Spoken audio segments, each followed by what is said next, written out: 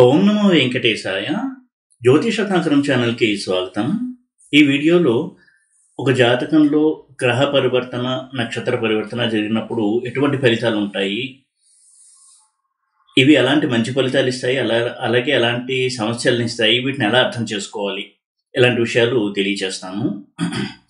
జ్యోతిష్యం నేర్చుకున్న వాళ్ళు కావచ్చు, ప్రాక్టీస్ చేస్తున్న వాళ్ళు, వాళ్ళందరూ కూడా స్టడీ చేసేటువంటి ఒక అంశము పరివర్తన. అంటే రెండు గ్రహాలు రాశి పరివర్తన చెందడము లేదా నక్షత్ర పరివర్తన చెందడము, ఈ రెండు కూడా చాలా ముఖ్యమైనవి. అయితే రాశి పరివర్తన అనేది చాలా బలవంతమైనది నక్షత్ర పరివర్తన కంటే. రాశి పరివర్తన అంటే ఏంటి? ఉదాహరణకి రెండు గ్రహాలు తీసుకుందాము, శని, కుజ. శని ఇంట్లో కుజుడు, కుజుడు ఇంట్లో శని ఉండడం, ఇది గ్రహ పరివర్తన. ఉదాహరణకి శని మేషరాశిలో ఉండడము, కుజుడు కుంభరాశిలో ఉండడం, ఇలా ఉన్నప్పుడు గ్రహ పరివర్తన జరిగింది అని అర్థం. అలాగే ఇవే గ్రహాలు వారి నక్షత్రాలు పరివర్తన చెందితే అది నక్షత్ర పరివర్తన. అంటే శని నక్షత్రంలో కుజుడు, కుజుడు నక్షత్రంలో శని. ఈ రెండు కూడా కొన్ని ఇండికేషన్స్ అనేవి మనకి ఇస్తాయి ఫలితాల విషయంలో. అయితే ఎలా స్టడీ చేయాలి వీటిని? ముఖ్యంగా గ్రహ పరివర్తన విషయానికి వస్తే చాలా ముఖ్యమైన విషయాలను తెలియజేస్తుంది గ్రహ పరివర్తన. ఒక గ్రహము ఇంకొక గ్రహం ఇంట్లో ఉన్నప్పుడు ఆ గ్రహం మళ్ళీ ఈ గ్రహం ఇంట్లో ఉండడం అనేది ఆ రెండు కలిసి ఉన్నటువంటి ఫలితాన్ని ఇస్తుంది. అయితే ఆ రెండు గ్రహాలు ఎలాంటి సంబంధం కలిగి ఉంటాయి అంటే, రెండు పరస్పర మిత్రుల, శుభగ్రహాల లేదా శత్రుగ్రహాల, వీటి మీద ఆ పరివర్తన యొక్క స్వభావం అనేది ఆధారపడి ఉంటుంది. స్థూలంగా చెప్పాలంటే పరివర్తన చెందినప్పుడు ఇలాంటి అంశాలు మనం పరిగణలోకి తీసుకోవాలి. ఇక పరివర్తన చెందినప్పుడు మనం అనాలిసిస్ చేసేటప్పుడు ఏవి స్టడీ చేయాలి? ముఖ్యంగా చాలామంది ఆధిపత్యాలను ముందు పరిగణలోకి తీసుకుంటూ ఉంటారు. అంటే లగ్నాధిపతి, పంచమాధిపతి పరివర్తన జరిగిందా, ఈ విధంగా. అయితే అంతే ముఖ్యమైనది, అంతకంటే ముఖ్యమైనది వాటి యొక్క నైసర్గిక స్వభావము. రెండు గ్రహాలు పరివర్తన చెందినప్పుడు వాటి యొక్క స్వభావం ఏంటి, ఆ రెండు ఎలాగా ప్రభావితం అవుతాయి అనేది చాలా చాలా ముఖ్యము. కొన్ని పరివర్తనలు ప్రాబ్లమేటిక్గా ఉంటాయి, కొన్ని పరివర్తనలు చాలా మంచి ఫలితాలను ఇస్తాయి.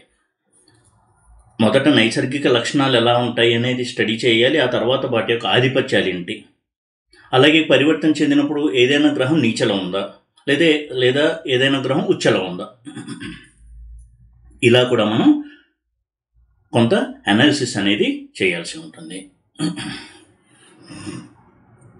ఉదాహరణకి శని కుజుడిల్లైన మేషంలో ఉండి కుజుడు శనిల్లైన మకరంలో ఉన్నప్పుడు శని నీచలో ఉంటాడు, కానీ కుజుడు ఉచ్చలో ఉండడం జరుగుతుంది.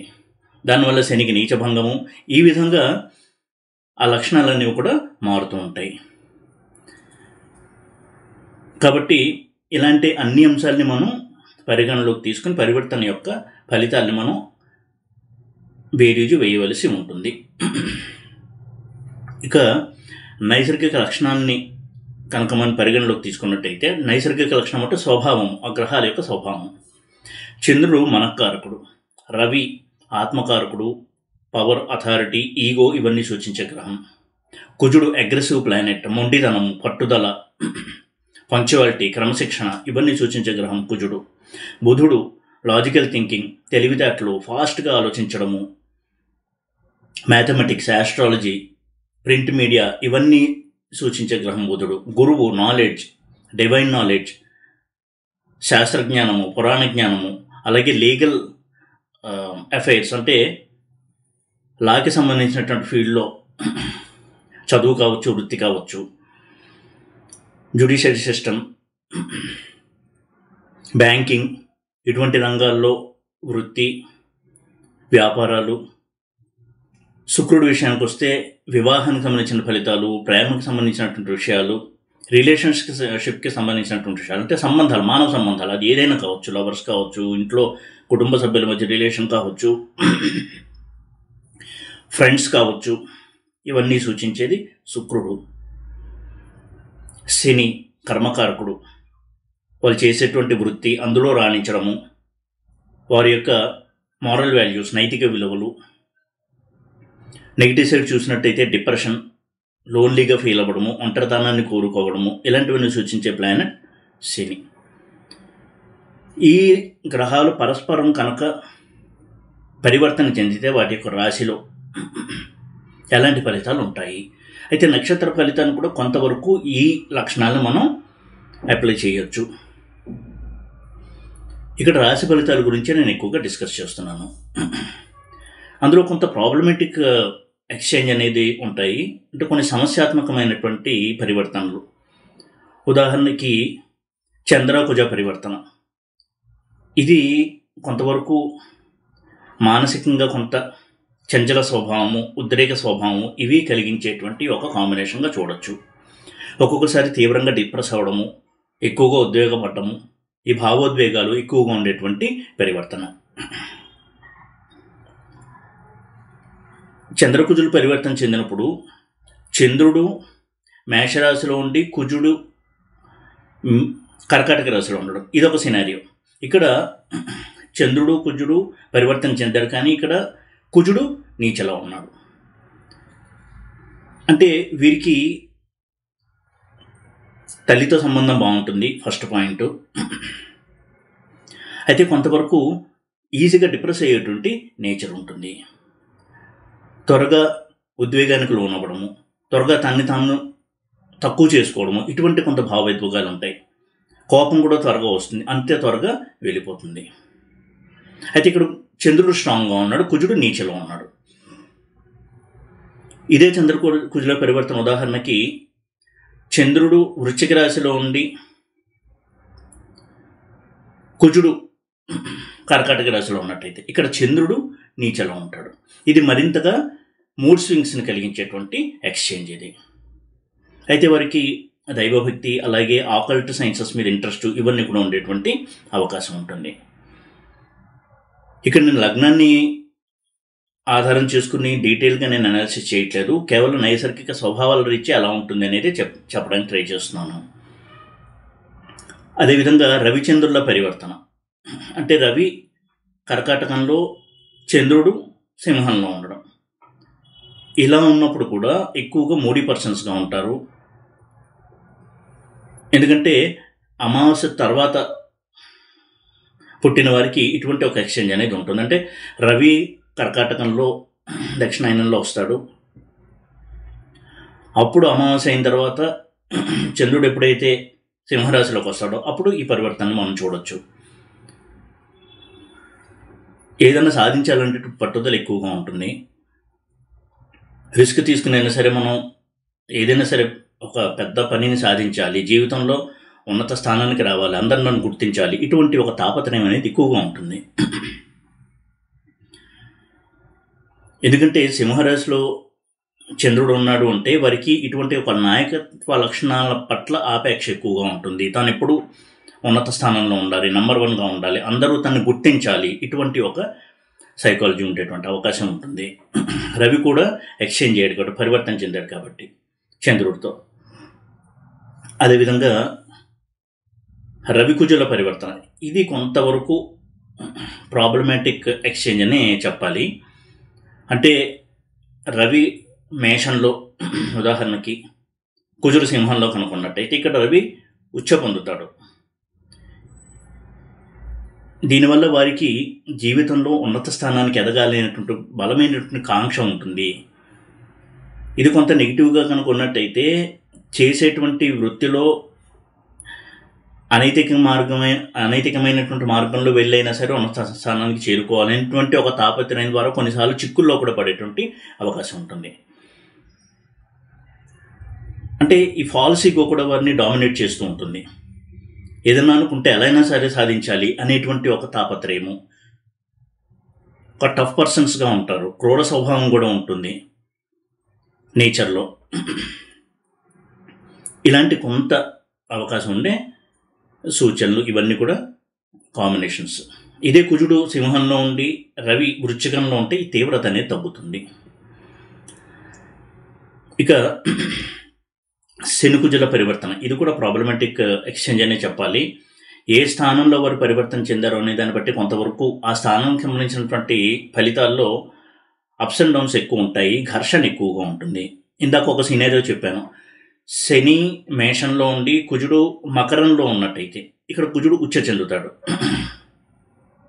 ఉదాహరణకి అది మేషలగ్నమే అయినట్టయితే ఇది సొసైటీలో ఉన్నత స్థానానికి చేరుకోవడానికి చాలా బాగా సహాయపడుతుంది. ఎందుకంటే లగ్నాధిపతి 10th హౌస్లో ఉచ్చలో ఉండడము, 10th లార్డ్ లగ్నంలో ఉండడము, దీనివల్ల ఇది కెరియర్ రేస్కి చాలా మంచిది.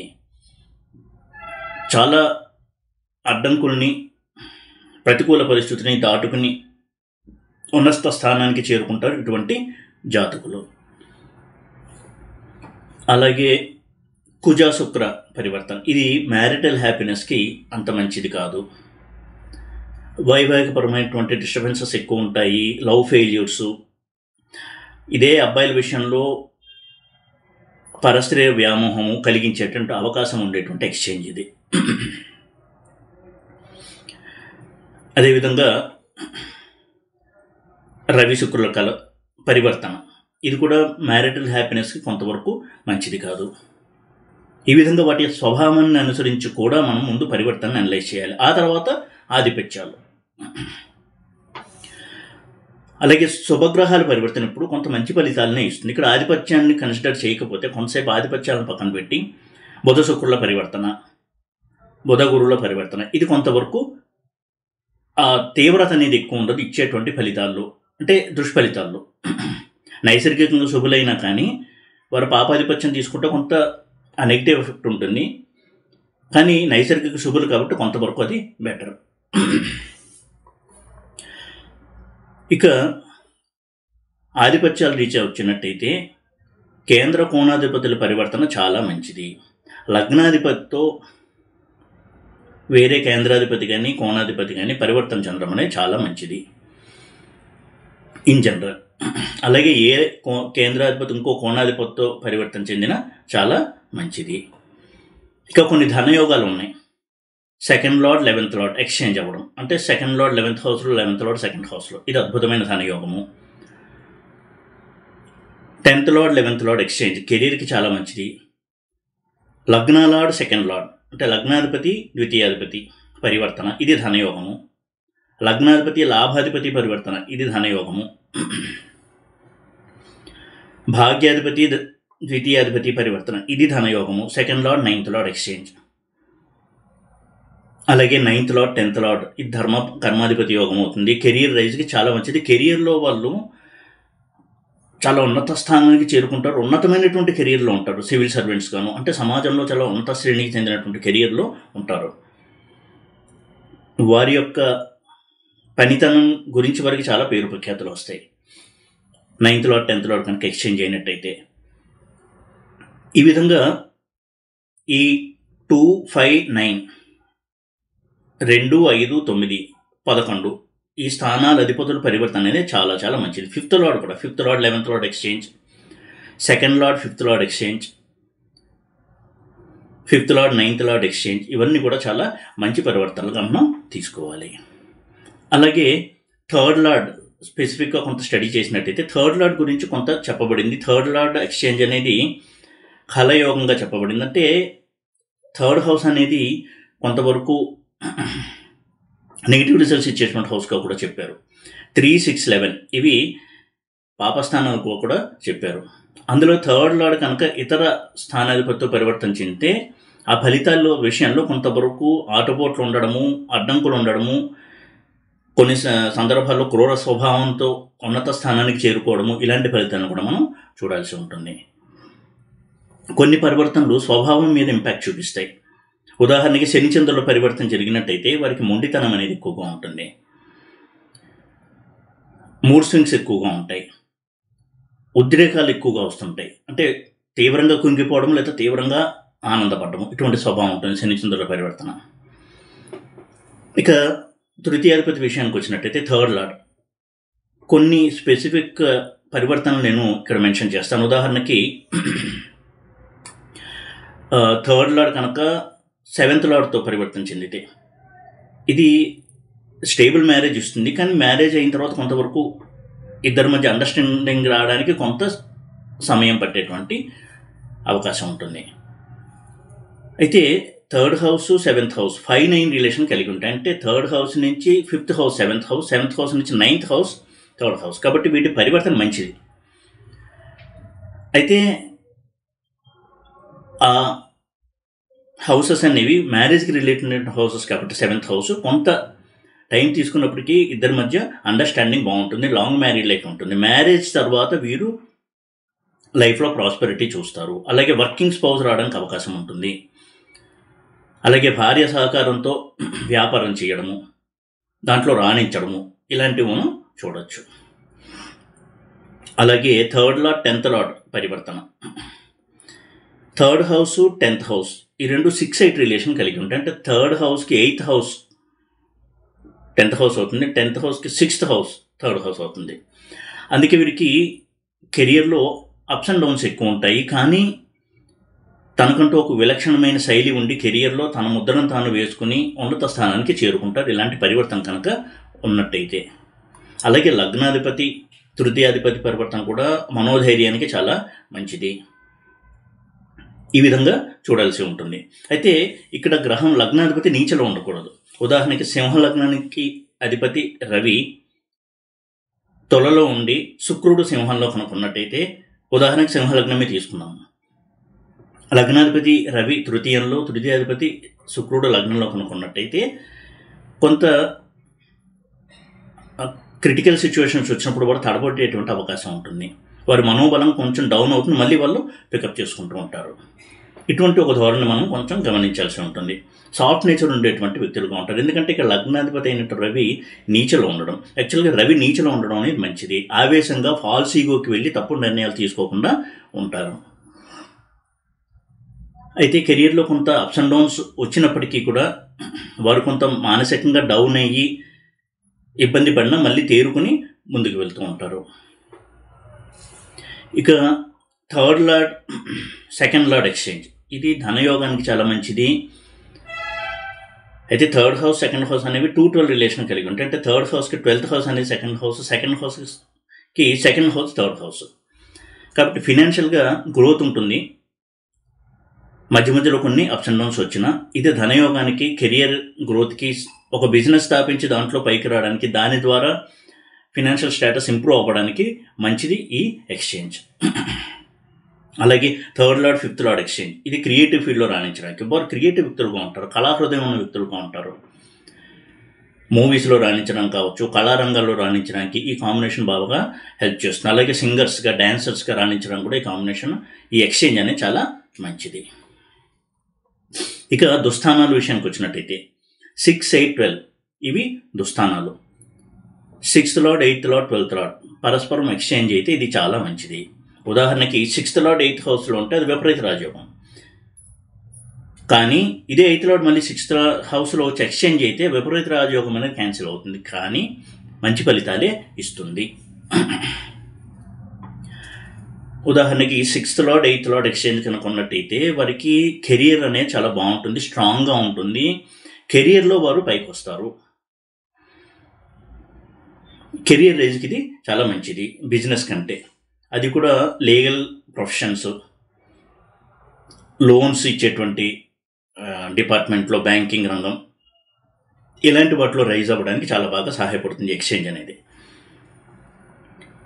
అయితే మధ్య మధ్యలో కొన్ని ఇబ్బందులు వచ్చినప్పటికీ కూడా వాటిని అధిగమించి ముందుకెళ్తారు. సక్సెస్, విక్టరీ ఇవి ఎప్పుడు కూడా వీరి వెనక వస్తుంటాయి. ఏ పని చేసినా అందులో సక్సెస్ ఉంటుంది కెరియర్ పరంగా. అలాగే 6th lord, 12th lord exchange కనుక జరిగినట్టయితే మెడికల్ ప్రొఫెషన్లో రాణించడానికి, హాస్పిటల్ రంగంలో రాణించడానికి, అదేవిధంగా foreign related jobs, import export business, foreign ట్రావెల్స్కి సంబంధించినటువంటి బిజినెస్, ఇలాంటి వాటిలో రాణించడానికి చాలా మంచిది. ఇమిగ్రేషన్ సర్వీసెస్లో ఉండడం కెరియర్, ఇలాంటి వాటికి మంచిది. అదే 8th lord, 12th lord exchange అయినట్టయితే ఇది ఆధ్యాత్మికంగా మంచి ప్రగతినిచ్చేటువంటి కాంబినేషను. మంత్ర సాధన మీద ఇంట్రెస్ట్ ఉంటుంది, ఆకల్ట్ మీద ఇంట్రెస్ట్ ఎక్కువ ఉంటుంది. అలాగే ఆస్ట్రాలజీ ఇటువంటి సబ్జెక్ట్స్లో మంచి పరిచయము, పట్టు ఉండేటువంటి అవకాశం ఉంటుంది.